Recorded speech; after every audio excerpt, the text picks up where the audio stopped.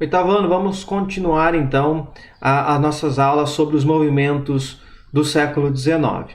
Então, nas últimas aulas, nós estamos acompanhando aí uma série de movimentos que ocorreram no século XIX na Europa, e hoje nós vamos tratar de dois movimentos que é consequência das revoluções de 1848 que nós estudamos na última aula. Nós falamos lá das revoluções de 1830, das revoluções de 1848.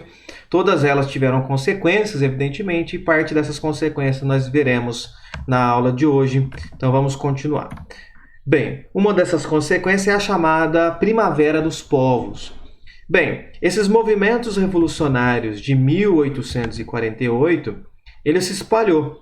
Então, os países atuais da Alemanha, Áustria, Itália, República Tcheca, Eslováquia, Hungria, Polônia, Sérvia, Montenegro, Romênia, Bélgica, Suíça, Dinamarca, muitos desses países, desses atuais países, naquele momento tinha uma outra configuração, às vezes ainda nem, como a Alemanha nem era um país ainda unificado, mas em todas essas regiões organizaram-se movimentos populares, inspirados nesse movimento revolucionário que nasce na França em 1848, eles então se organizaram em movimentos populares contra governos autoritários, sobretudo aqueles que foram recolocados no poder com o Congresso de Viena, após o Congresso de Viena, e eles lutavam então a favor do nacionalismo e da liberdade.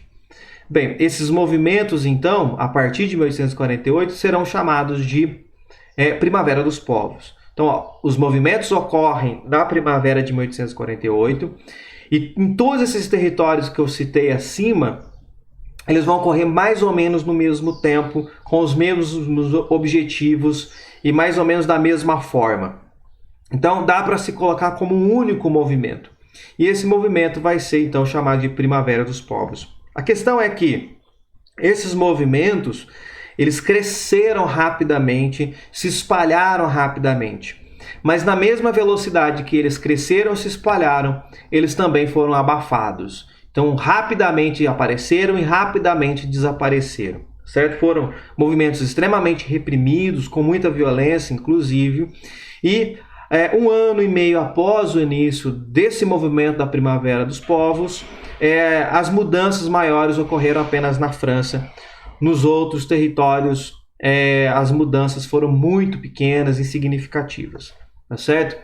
Bem, a França, ela se destaca porque os movimentos foi promovido pela classe operária, porém, depois de uma certa altura, esses movimentos da classe operária, a classe operária em si não conseguiu enfrentar a oposição da burguesia, então ela vai ter muita dificuldade. E nós teremos então um outro movimento na França, muito importante, que ficou conhecido como a Comuna de Paris. Você se lembra da aula passada que a França ela conseguiu finalmente criar ali uma nova república, a Segunda República Francesa, e elegeram como presidente o Napoleão III, que era sobrinho do Napoleão Bonaparte. Tá certo? O Napoleão III, então Luiz Bonaparte, sobrinho do Napoleão Bonaparte.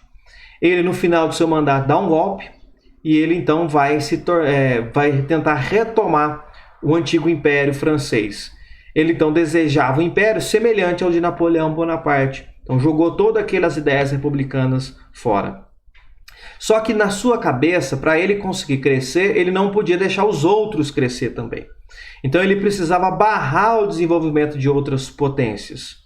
E aí, para fazer isso, dos países próximos do território francês, dos estados próximos da França, que podia rivalizar com a França, era a Prússia, que mais tarde vai se tornar a Alemanha. Ela é uma parte do que hoje é a Alemanha.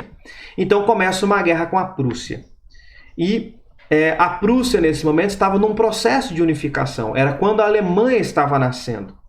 E, por conta disso, o território, os povos dessa região estavam se unindo para formar um país único e aproveitar, então, fortalecer essa união contra o inimigo externo, contra a França. E aí Napoleão III vai ser derrotado, vai ser obrigado a pagar multas pesadas aos prussianos, porque foi derrotada, e aí ele vai perder o controle também de duas regiões muito importantes para a França, duas regiões estratégicas para a França, ricas, que eram as regiões de Alsácia e Lorena.